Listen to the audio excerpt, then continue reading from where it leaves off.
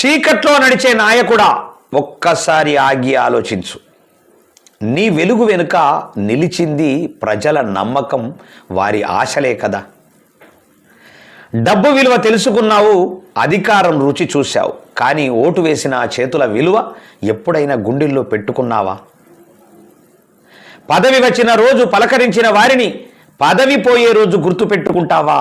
పాదయాత్రలో చూసిన ప్రజల కష్టాన్ని పాలనలో ఎందుకు మర్చిపోయావు? అవసరమైపోయిందని అనుకోకు, కాలచక్రం ఇట్టే తిరిగి వస్తుంది. ఇకనైనా వారి కష్టంలో నీ ప్రతిబింబం కనిపిస్తే అప్పుడే నాయకత్వానికి అర్థం ఉంటుంది. అధికారపు అద్దంలో కాదు, ప్రజల కన్నీళ్లలో నీ ప్రతిష్ట కనిపించాలి. ఆ రోజు వచ్చినప్పుడే నిజమైన సేవకుడిగా నిలుస్తావు. గుర్తుంచుకో నాయకుడా.